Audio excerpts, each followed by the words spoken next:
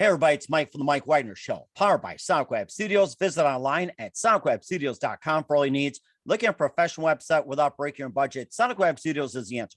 Sonic Web Studios offers fast, affordable custom web designs that blow the competition away. Call today, 1-800-303-3960. That's 1-800-303-3960, or email to support@sonicwebstudios.com. Mention the Mike Widener Show, get 20% off your first project. Sonic Web Studios, take your image to the next level. Also, time to give official shout out to our official sponsor of the Mike Widener Show, international warring author Mia Molson-Zia. If you love fast-paced mysteries, you'll love Missing by Mia Molson-Zia, available on Amazon in paperback and ebook. Missing is fast-paced and intriguing with an unforgettable twist. Takes place in 4 countries, 2 strangers, 1 target, where truth is an illusion and those you love will be the first to go missing. It's available on Amazon in paperback and ebook.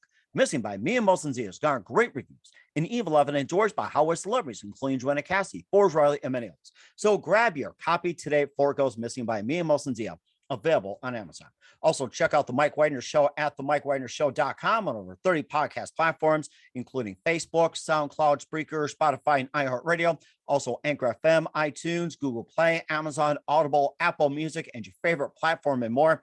Take us with you on any mobile device. Subscribe to the Mike Widener Show on the YouTube channel. And don't forget to follow the Mike Widener Show on Instagram and Twitter today. And for great gift ideas, go to Amazon.com and check out the Mike Widener Show podcast. T-shirts, pop sockets, throw pillows, tote bags, makes great gifts 24/7. Amazon.com at the Mike Widener Show podcast. And for more great gift ideas, go to Amazon.com/Mia Molson-Zia for great books like Missing, Once, and Wrinkles. Also T-shirts, pop sockets, phone cases, lots of cool merchandise for family and friends. Amazon.com/Mia Molson-Zia. Also support the Mike Widener Show on Anchor FM, as well as PayPal and the MikeWidenerShow.com. Make sure you donate generously today. We're here with a terrific lady who is a facilitator, marketing, business development strategist. She is also a public speaker, a podcaster. She'll talk about the podcast coming up. And most importantly, she's a best-selling author, and she's focused on the business and, yes, of writing people, and of course, purpose, and also potential and profits. It's, of course, the 4 Ps across the generations at work. And of course, she'll be covering all the cross generations and also the development of it. And she also has some books on Amazon. Most importantly, we'll be talking about the book You Can't Google, the compelling case of cross-generational conversation at work, and talk about why that's so important. And she's also a co-host of Legendary Makers at Work podcast, and she's also the champion of the workplace, cross-generational conversations and collaborations. So if you want to get level, this is a lady you want to refer to. Live, ladies and gentlemen, from the Plus Studios in beautiful downtown New York City, the amazingly multi-talented facilitator, marketing, business specialist, podcasting host, and the author of You Can't Google It, Phyllis Weiss Haserot. Phyllis, good morning, good afternoon, good evening. Thanks for joining us today. Well, it's good afternoon or almost good evening here. I'm in New York. I'm delighted to be here. And I know we're going to have a lively conversation.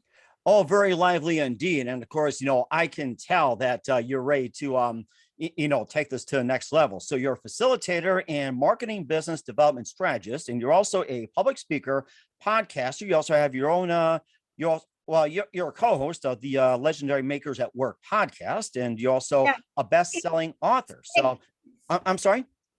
The name of the podcast is Legacy Makers. Legacy Makers. Okay. All right.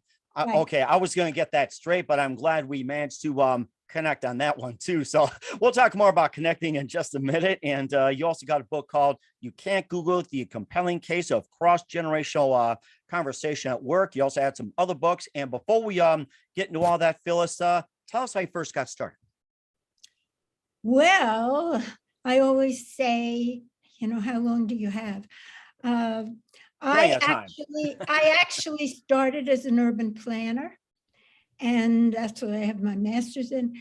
And it took me a long time to figure out how I got from urban planning to focusing on the future of the workplace, and especially on generations. So we'll get into that, and diversity, equity, inclusion, and belonging, which is what I'm really focusing on now. But I realized that I was more business oriented than a lot of the people in the field, when I was in urban planning. That's changed over time. But so I decided I wanted to work in marketing and business development. And I took a lot of the skills that I had been using even as a planner, because the last company that I worked for and became vice president, a young vice president, I have to say, I was also speaking, I was writing, I was doing market research for our clients. And so I figured I knew some things about that. And so, as I say, I'll leave out a lot of the details, but I did start trailblazing actually on marketing and business development for professional firms.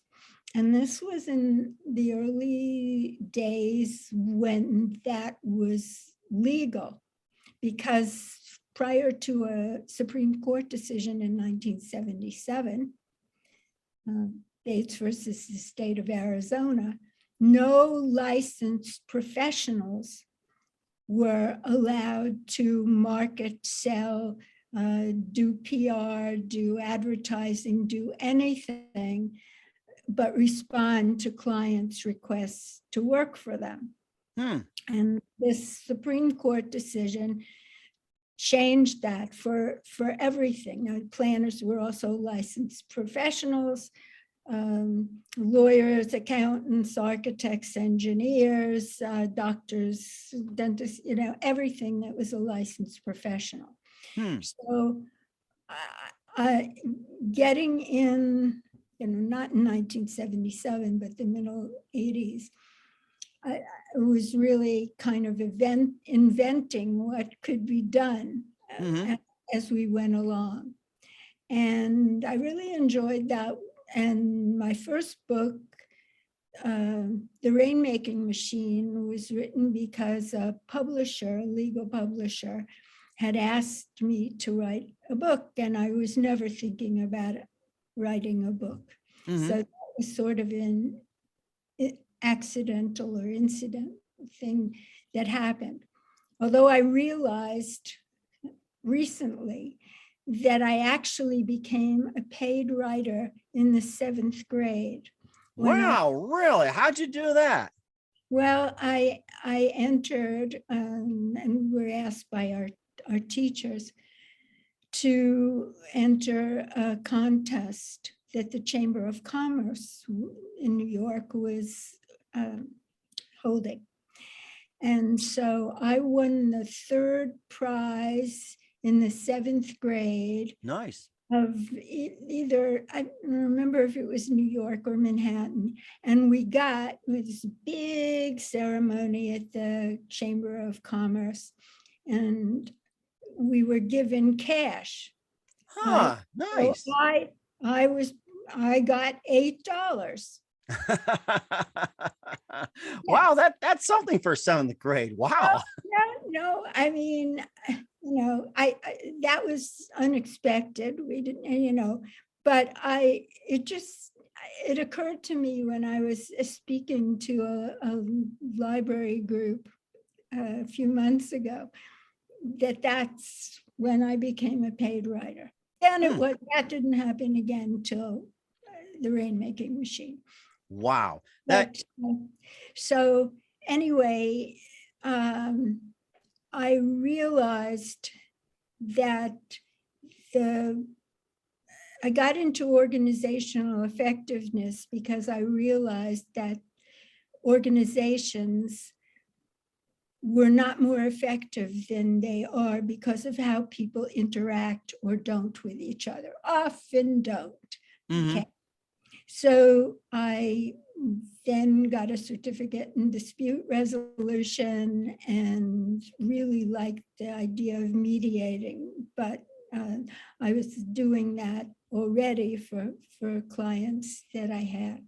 And in 1997, told you this was a long story, It's okay. I love this story. This is amazing. In 1997, I realized with especially the professional firms that I was working with as a consultant and coach and facilitator and all these things, running meetings for them, and a lot of strategy, that the young people were not getting the attention they needed because the senior people were too busy. Mm. So I started next generation groups and programs in some law firms and accounting firms that I was working with. Okay. And that was from mid-level partners on down to mid-level, well, actually junior partners and down to mid-level associates, and help them to figure out where they wanted their practice to be in 5 years. What new thing that wasn't going on did they want to get into and bring to their firms? And so we did plans, and I coached them to go to management to get permission to do this. And they got budgets. And actually some of them became partners earlier than they thought because of it. But the idea was to get management and the people that reported to them to really be talking to each other about what expectations were on both sides, and to pay attention to what was important to them. Mm-hmm. Also, even before the management piece, where I brought them into some meetings together, the idea was to get people who were not ones that they were working with all the time, but their peers who might have potential clients that they couldn't serve because it wasn't their expertise. And so then the two people, the one with the expertise and the one with the contact, could get together and market together. Mm-hmm. And bring in the client, and the person with the contact would feel confident that the person who was going to do the work would really be doing it, and not having some partners looking over their shoulder and saying, I want you to do my work. Mm-hmm. So it's almost like the old school management in a way. Is it's like, you do this my way. And then you got the like Generation X, Generation Y, millennials. It's like, hey, let's come together, or here's my idea. I want you sponge on it. It sounds like, the way it was done back in the day was very archaic, and they're like, what do we do? It was like totally new to them. Yeah, well, it's unfortunately not so much back in the day. It's funny, but the things that I've written about, 20 years ago or more, so much of it hasn't changed. Mm-hmm. It's very slowly, but that's the way it is. So mm-hmm. I then got frustrated with how slow things were going when I got because of what I was doing with the next generation groups. I got totally captivated by all things generational at work, and decided I wanted my focus to be more of that, although a large part of it still is the marketing and business development, because it's looking externally, attracting and retaining clients of different generations. Mm-hmm. And do you think the technology that was used back in the days of the baby boomers or before that, and the technology used by the Generation X and Generation Y and the millennials and so on, do you think having different technology also affected it? Yeah, I mean, I think more so. It wasn't so much until Generation X, who is overlooked much too much. It's a smaller generation, but they also have more money than the millennials and why advertisers really have been neglecting them. It's really hard to understand in a rational way. But yeah, I think technology is part of it, but not only. How generations are really defined are not so much birth years. You know, you can have two people who were born on the same day, but in different geographic areas, or come from more conservative families or more liberal families, or more religious, or there are a lot of differences. So within a span of years. But what really determines generations are the formative influences, political, social, economic, and cultural, that they tend to share. And so, yes, it's usually confined within some number of years, but the way the Census Bureau defines some of those years, I don't exactly agree with all the time, because it doesn't make sense. For instance, if the boomers started in 1946 instead of 1942, that means those people from 42 to 45 don't relate to what was the traditionalist generation, which is also sometimes called silent. They weren't silent. Or the surviving generation, like from the Great Depression. I think I can't think of the name of it, but that was like the best generation they had. It's like I couldn't think of the name of it though. Yeah, it has some of those other names that I've already mentioned, or to call it the greatest generation. Yes, that's what I was thinking of. Right. Those are people that the Census Bureau defines as from 1925 to 45. And the boomers did not relate to the Depression, which they didn't live through. They didn't really live through the World War II. And they were thought of as fairly radical at that time in all those other ways, especially culturally. And they were the ones who were really very instrumental in the women's movement and the civil rights movement. Those are the kinds of things that really defined them more. So,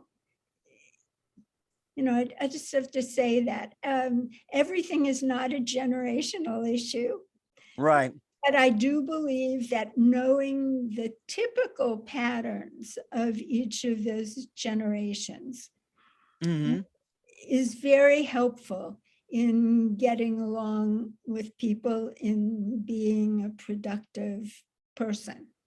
Oh, it all sounds like common ground in a way too, that you were talking about boomers. I'm like one of those last of the boomers, but it feels like you're so close to Generation X, but I don't feel Gen X, to be honest with you. So it's just one of those borderline things, like in the way you are, in the way you're not. But a lot of these threads, come together, and also cross-generational. And how do we get the generations come together? And especially with the books by Phyllis Weiss Haserot, we'll talk about in just 1 minute. First, you listen to the Mike Wagner Show at the MikeWagnerShow.com, powered by Sonic Web Studios. Visit online at SonicWebStudios.com for all your needs. Looking at a professional website without breaking your budget? Sonic Web Studios is the answer. Sonic Web Studios offers fast, affordable custom web designs at below the competition rate. Call today, 1-800-303-3960. It's 1-800-303-3960, or email to support@SonicWebStudios.com.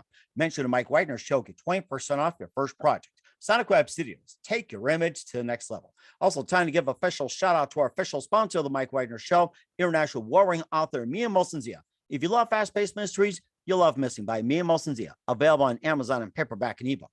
Missing is fast-paced and intriguing with an unforgettable twist. Takes place in 4 countries, 2 strangers, 1 target. where truth is an illusion and those you love will be the first to go missing. It's available on Amazon and paperback and ebook. Missing by Mia Molson has garnered great reviews and even endorsed by Hollywood celebrities, including Joanna Cassidy, Forbes Riley, and many others. So grab your copy today before it goes missing by Mia Molson, available on Amazon. Also, check out the Mike Widener Show at themikewidenershow.com on over 30 podcast platforms. Take us with you on any mobile device. Subscribe to the Mike Widener Show on the YouTube channel. Follow the Mike Widener Show on Instagram and Twitter today. And for great gift ideas for all generations across the board, go to Amazon.com and check out the Mike Widener Show podcast for all kinds of goodies people will love.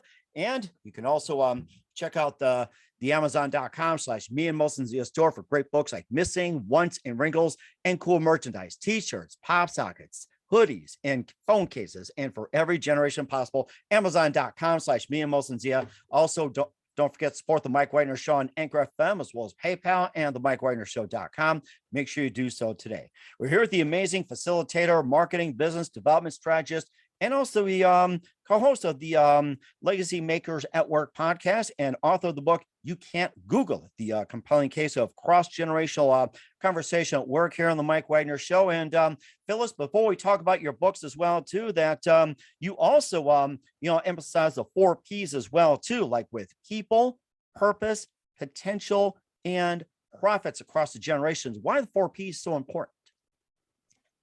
Well, I think we feel that those things are more important every day, especially purpose is getting a lot of attention.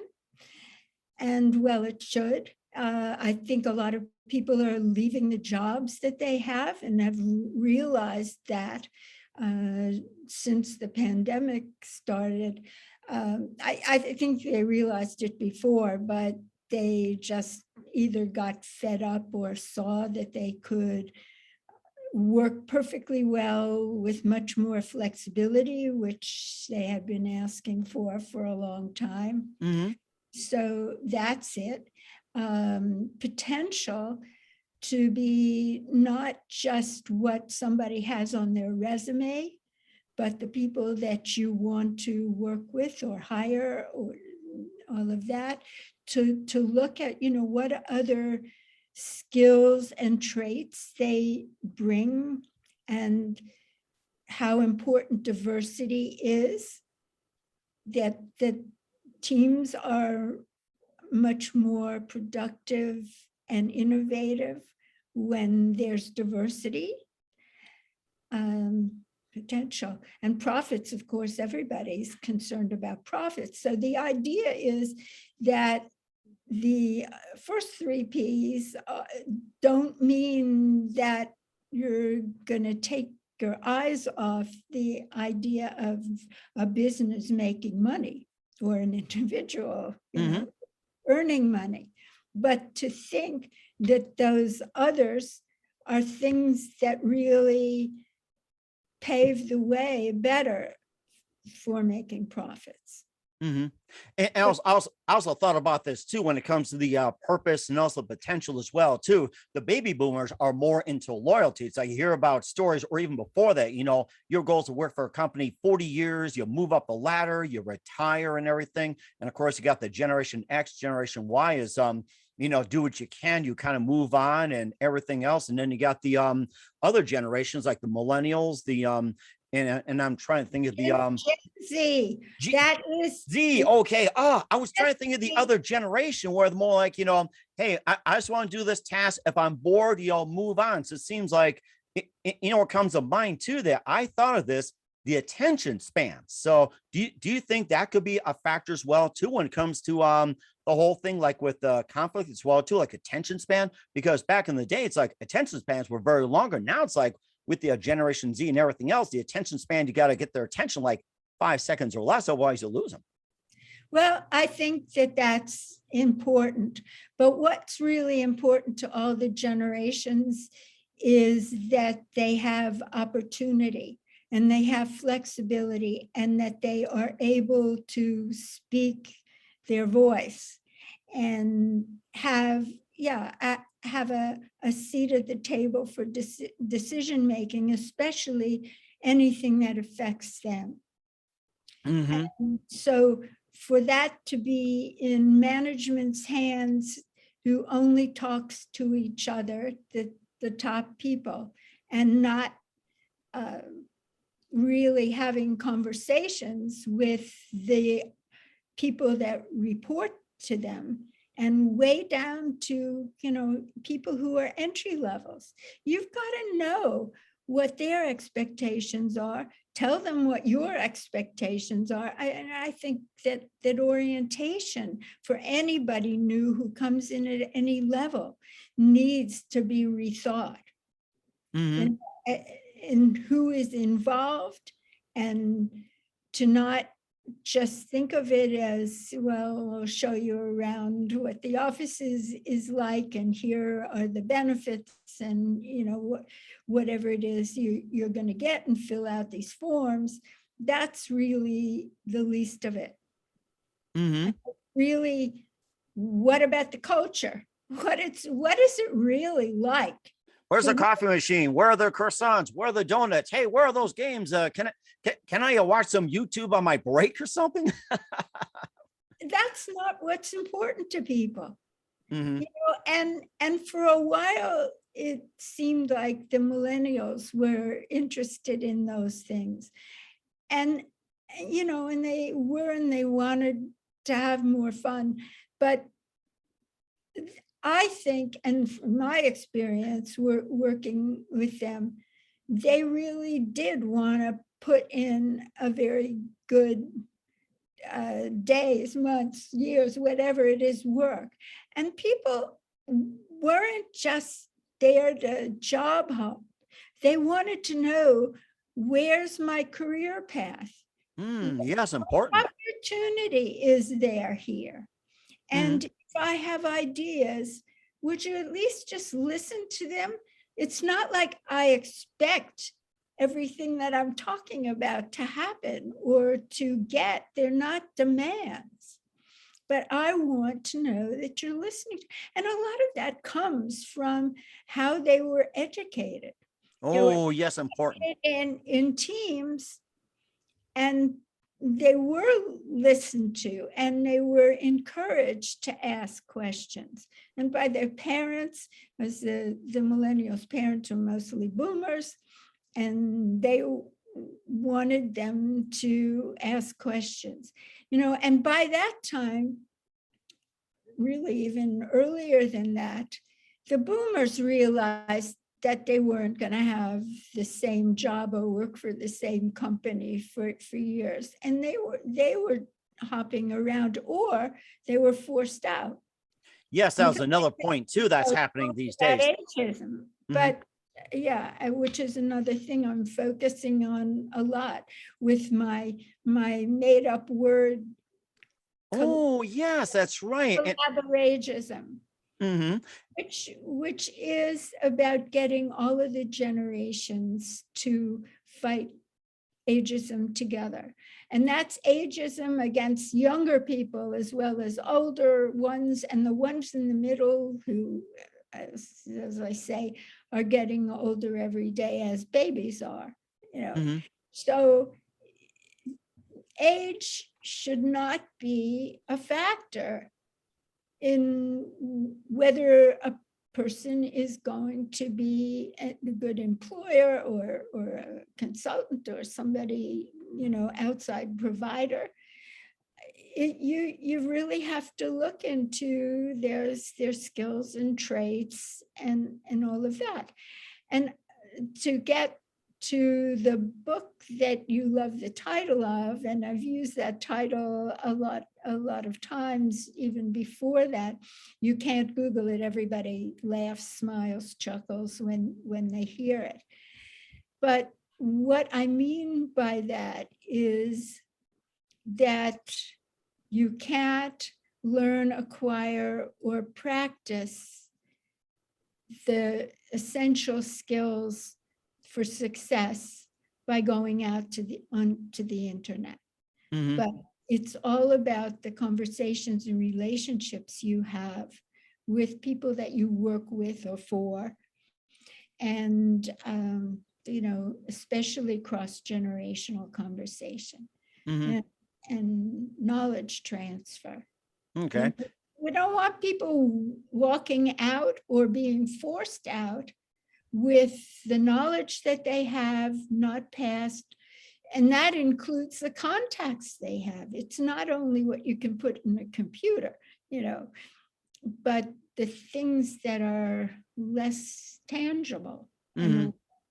And you don't want to lose those contacts with clients, with referral sources, with the people that you work with and get good work done. Mhm. And of course, most importantly too, it's like not just engagement is important, but of course, looking at a little bit of the books and everything, you call it Gen-gagement and also collaborativism and collaborativism manifesto. I hope I got those right. Collaboratism. Oh, I see why you made up those words. You can pronounce it better than I can. But anyway, let's learn about those. Yeah, so Gen-gagement, another one of my books, which I was asked to write for the American Bar Association, that's Embrace Gen-gagement. And that's, how to be more,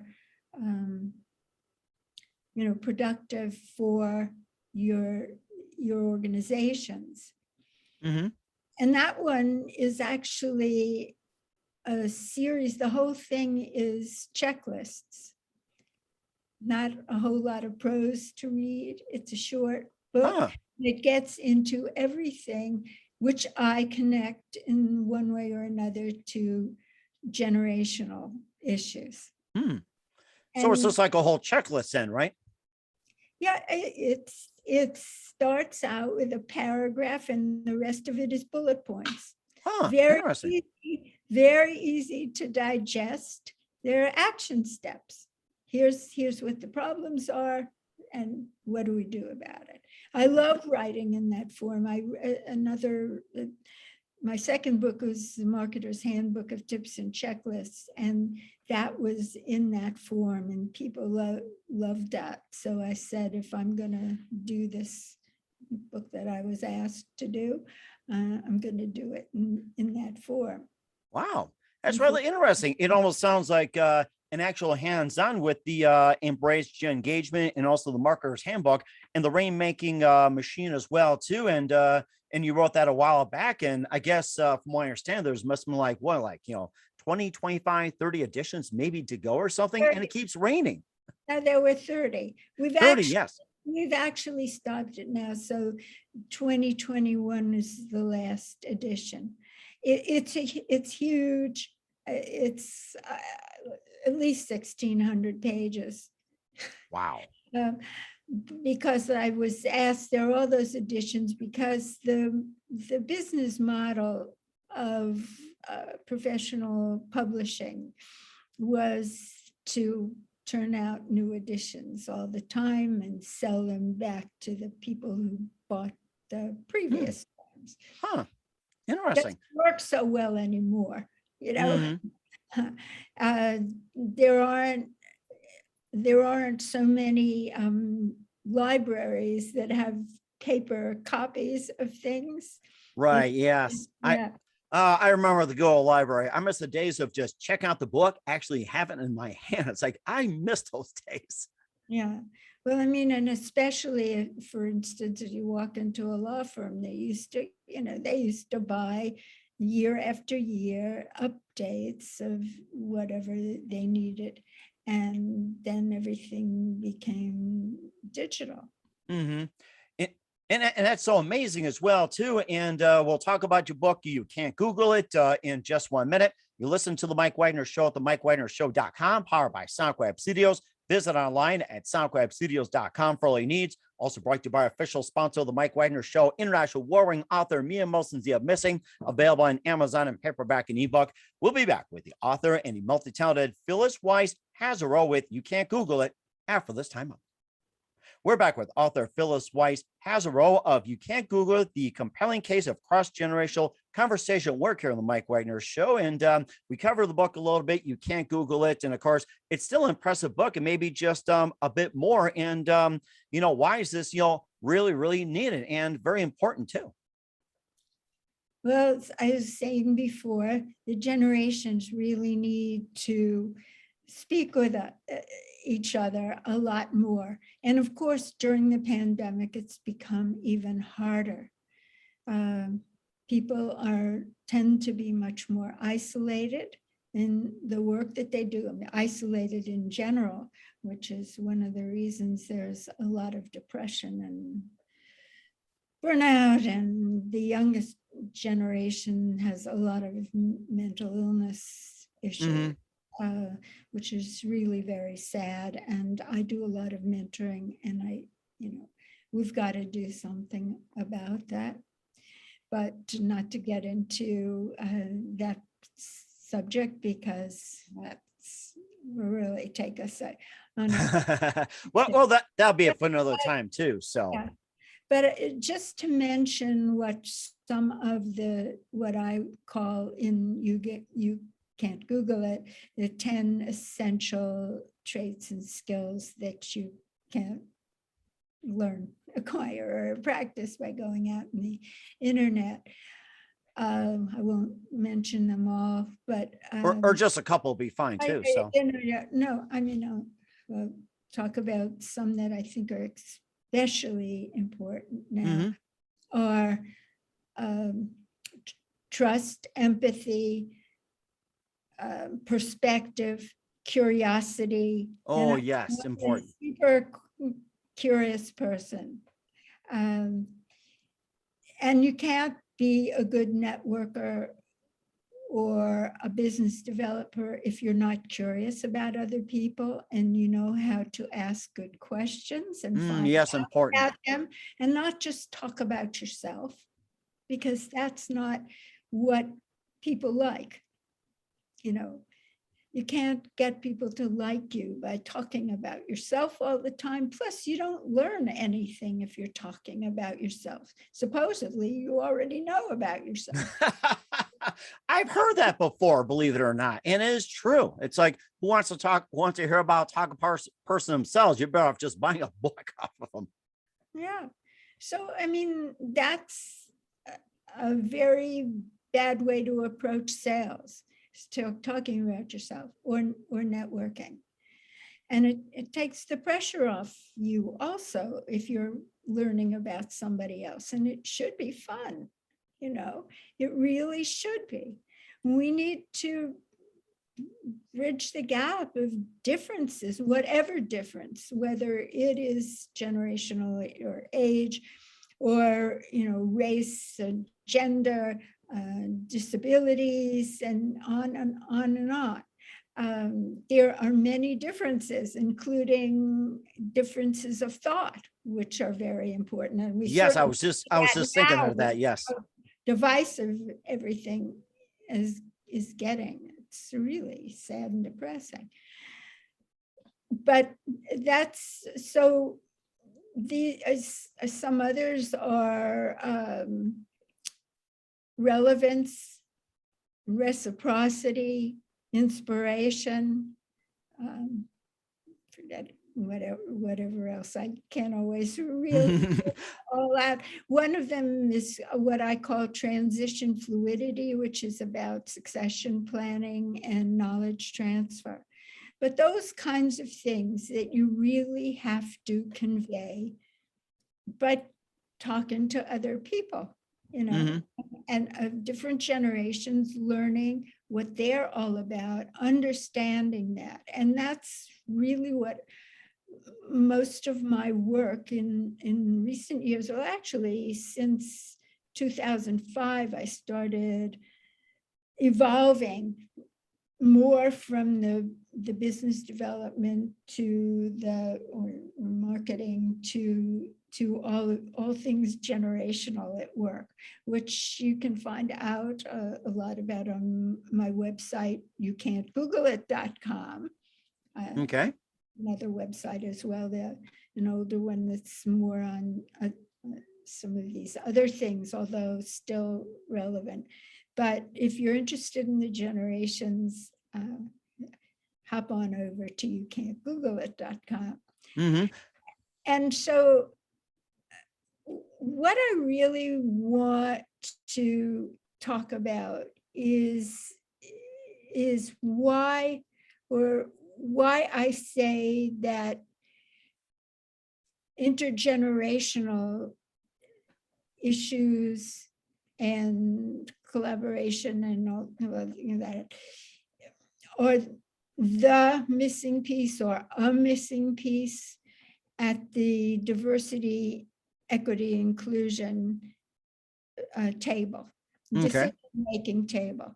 They tend not to be focused on nearly as much, but I think that generational differences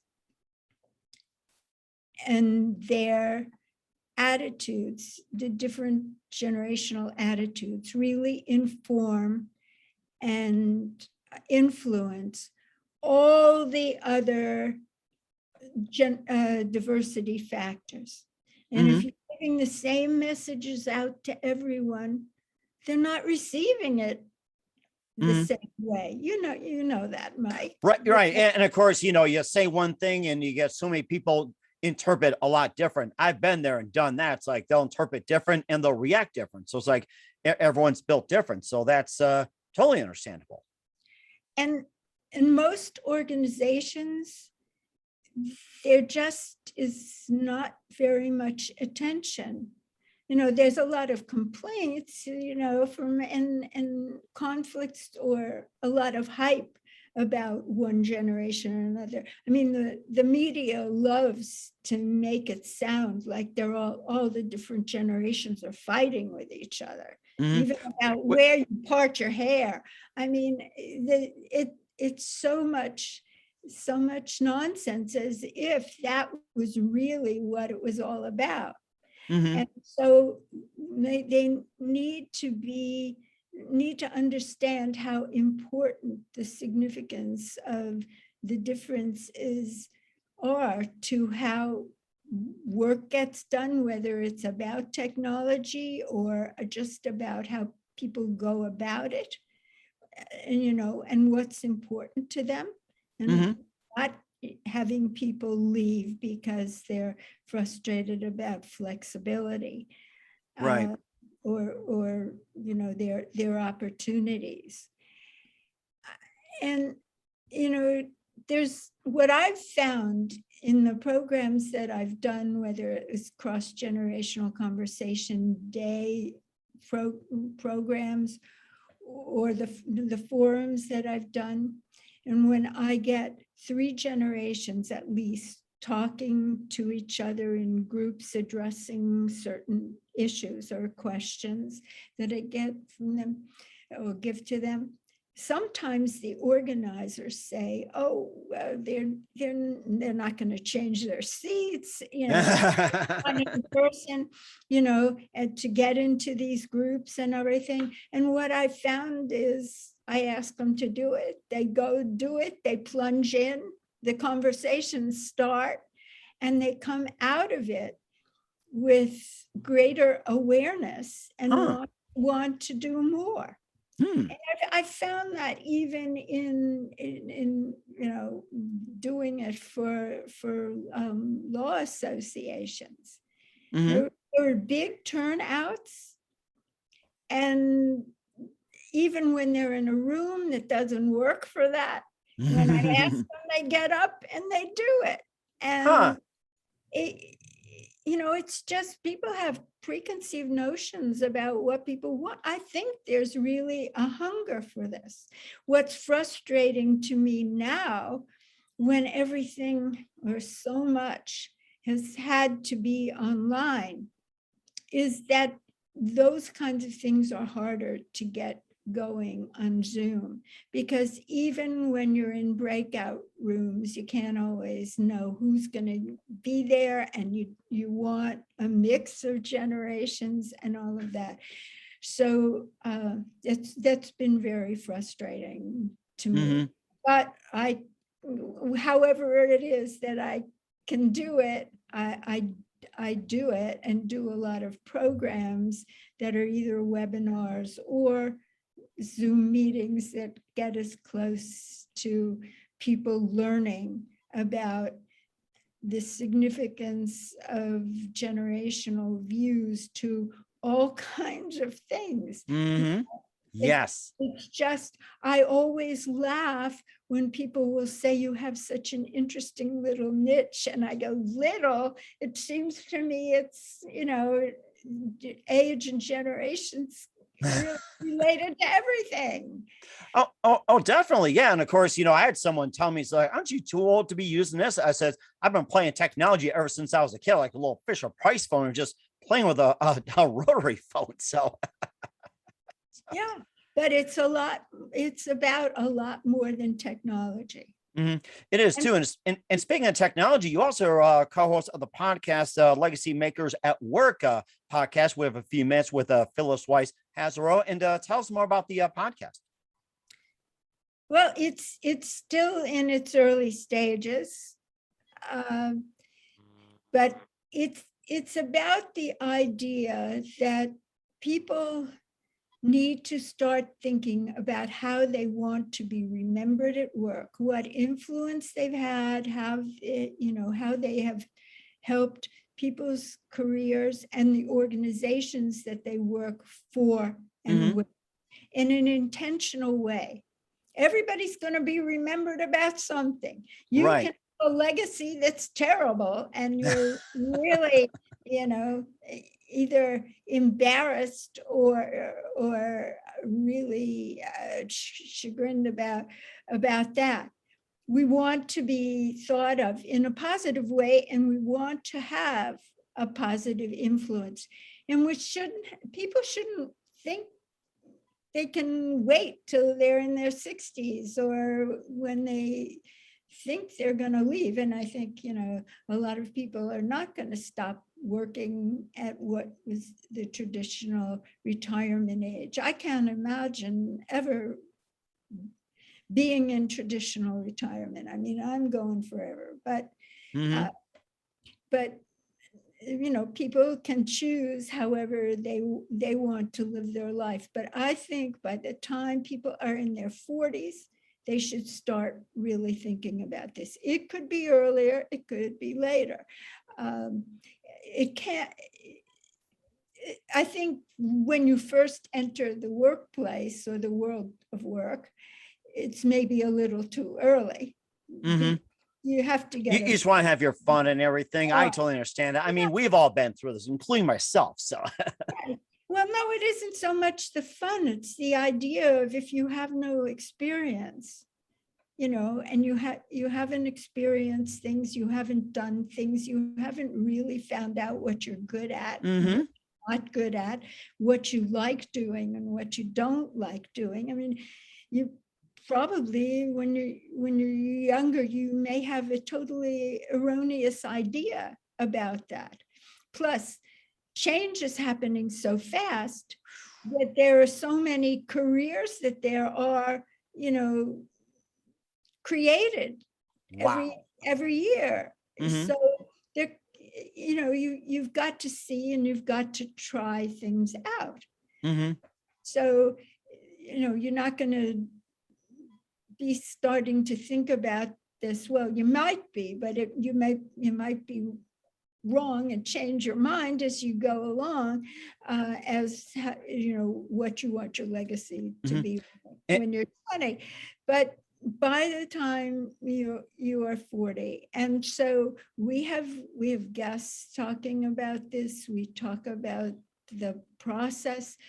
I have a co-host, and she comes from it in a different way, or at least the market that she has worked with. It she comes from investment banking originally mhm. and philanthropy and stuff. So that kind of legacy, but also coaching people on Mm. their careers. And you heard where I come from. Uh-huh.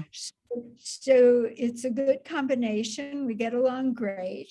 And the idea was that we are starting masterminds for which I came up with the name Legacy Okay.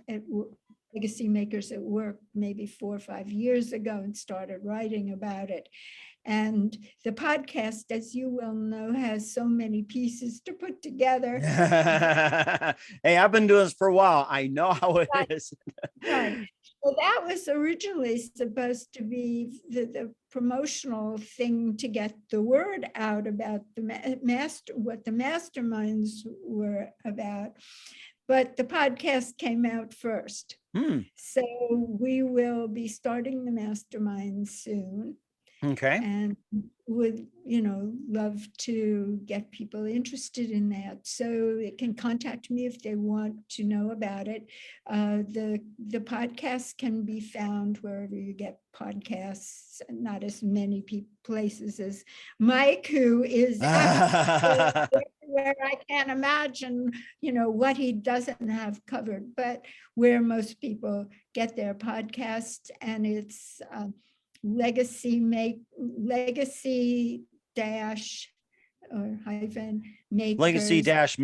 at work.com. And I think I got that. Yes.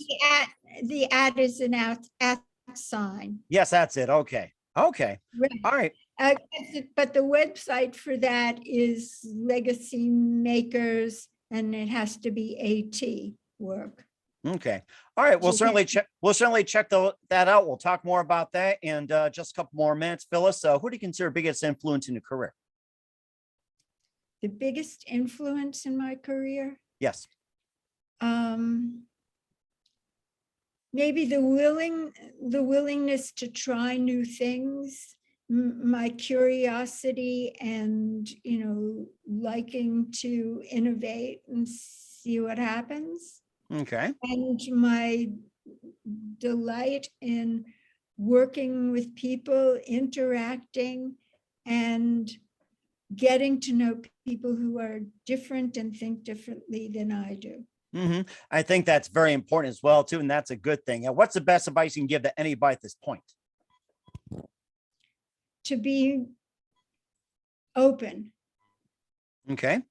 And to reach out to people that you maybe don't know all that well, and you might feel some fear or discomfort if they are not like you, but it's really going to pay off. And actually, I like to give a challenge when I am a guest on podcast, and that challenge is to reach out to 3 people of different generations from yours and start to talk with them and have a series of conversations. The first, if that goes well, and develop relationships. And these are people, since my focus is on work,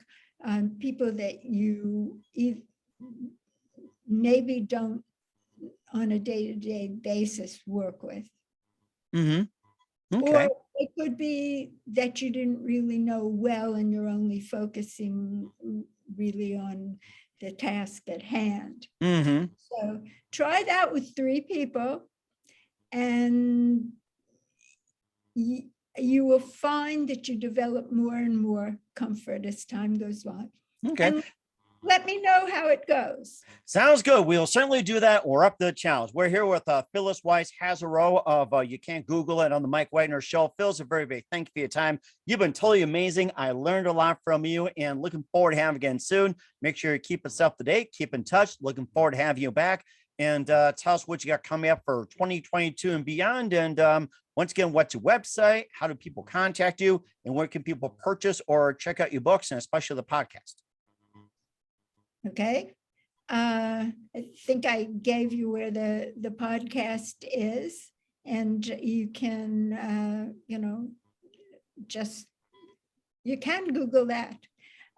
Yes, so you can, but you can't. You can this time. You can, guys, you can. You can Google it. I imagine you'll have in show notes, Mike, or something. Please ask me questions. I love to hear from you.